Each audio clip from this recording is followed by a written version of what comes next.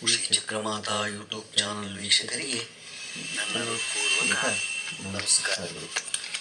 ಇವತ್ತು ಸುಭಾಷಿತವನ್ನು ತಿಳ್ಕೊಳ್ಳೋಣ. ಪ್ರತಿಯೊಬ್ಬರ ಕಷ್ಟಗಳಿಗೆ ಬೆಂಬಲವಾಗಿ ಸಲ್ಲುವ ವ್ಯಕ್ತಿಗೆ ಕಷ್ಟದ ಸಮಯದಲ್ಲಿ ಯಾರೂ ನಿಲ್ಲುವುದಿಲ್ಲ. ಈ ಮಾತು ಕೆಟ್ಟದ್ದಾದರೂ ಅಸಿ ಸತ್ಯ, ಪ್ರಿಯ ಸುಳ್ಳು. ಈಗ ನಾವು ಪಂಚಾಂಗಕ್ಕಿಂತ ಮುಂಚೆ ನಾವು ಎಲ್ಲಾರು ಹೋಗ್ಬೇಕಾಗಿದ್ದರೆ ನಾವು ಬೆಕ್ಕಡ್ಡ ಬಂದ್ಬಿಡ್ತು, ಏನು ಮಾಡೋದು ಅಂತೀವಿ. ಬೆಕ್ಕಿನ ಶಕುನಗಳು ಏನೇನಿರುತ್ತೆ, ಯಾವ್ಯಾವ ಕಡೆ ಬಂದರೆ ಯಾವ ಥರ ಅನ್ನೋದನ್ನು ತಿಳ್ಕೊಳ್ಳೋಣ.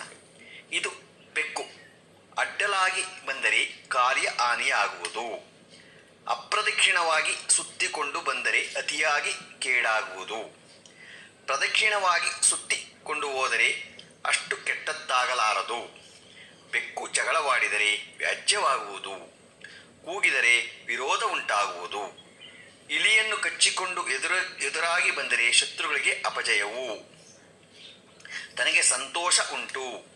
ಮನೆಯಲ್ಲಿ ಸಾಕಿದ ಬೆಕ್ಕುಗಳು ಅಡ್ಡಲಾಗುವುದರಿಂದ ಕಾರ್ಯಭಂಗವಾಗುವುದಿಲ್ಲ. ಕಾರ್ಯಗಳು ಮಾಡುತ್ತಿರುವಾಗ ಬೆಕ್ಕಾದರೂ ಇತರೆ ಯಾವ ಜೀವಿಯಾದರೂ ಮಧ್ಯದೊಳು ಒಕ್ಕರೆ ಕಾರ್ಯವು ಕೆಟ್ಟು ಹೋಗುವುದು. ಆದ್ದರಿಂದ ಕೆಲವು ಕಾಲದವರೆಗೆ ಕೆಲಸ ಮಾಡಬಾರದು. ಬೆಕ್ಕುಗಳ ಮೈಥುನವು ಕಂಡರೆ ಕೈ ಸೇರಿದ ಹಣವು ನಾಶವಾಗಿ ಹೋಗುವುದು. ಗಂಡು ಹೆಣ್ಣು ಬೆಕ್ಕುಗಳು ಒಂದೊಂದು ಕರೆಯುವ ಶಬ್ದ ಕೇಳಿದರೆ ಪ್ರಯಾಣ ಸೂತಕವು. ಬೆಕ್ಕು ಮೋರೆ ತೊಳೆದುಕೊಂಡರೆ ಬಾಂಧವರು ಬರುವರು. ನಾಯಿಯನ್ನು ನೋಡಿ ಓಡಿ ಬರುವ ಬೆಕ್ಕನ್ನು ಕಂಡರೆ ಶತ್ರುಗಳು ಓಡಿ ಹೋಗುವರು. ಇಲಿಗೆ ಅಂಜಿದ ಬೆಕ್ಕು ಓಡಿದರೆ ವಿಘ್ನ ಪರಿಹಾರ.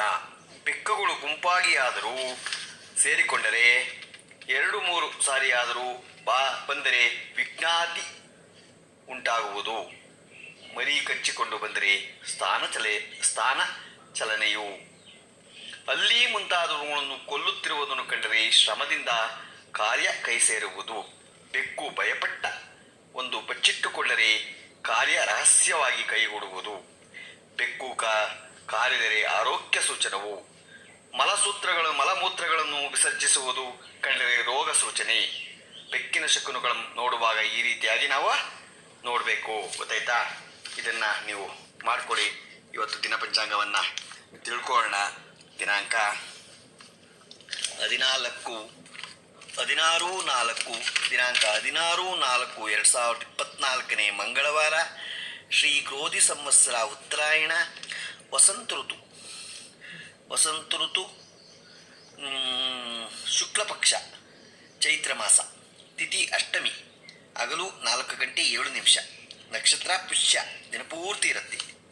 ಮಳೆ ಅಶ್ವಿನಿ, 3ನೇ ಪಾದ 2ನೇ ಪಾದ. ರಾಹುಕಾಲ 3:30 5 ಗಂಟೆ 3 ನಿಮಿಷ ತನಕ ಇದೆ. ಗುಳಿಕ ಕಾಲ 12:24 1:57 ತನಕ ಇದೆ.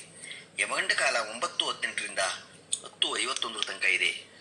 ಇವತ್ತು ಯಾರು ಹುಟ್ಟುಹಬ್ಬ ಆಚರಿಸ್ಕೊಂತಿದ್ದೀರೋ, ಮದುವೆಯಾದ ದಂಪತಿಗಳು ವಾರ್ಷಿಕೋತ್ಸವ ಆಚರಿಸ್ಕೊಂತಿರೋರಿಗೆ ನಮ್ಮ ಚಾನಲ್ ಕಡೆಯಿಂದ ಶುಭಕಾಮನೆಗಳನ್ನು ತಿಳಿಸ್ತೀವಿ. ದೇವರು ಅವರಿಗೆ ಆಯಸ್ಸು, ಆರೋಗ್ಯ, ಐಶ್ವರ್ಯ ಎಲ್ಲ ಕೊಟ್ಟು ಕಾಪಾಡಲಿ ಅಂತ ನಾನು ಕೇಳ್ಕೊತೀನಿ.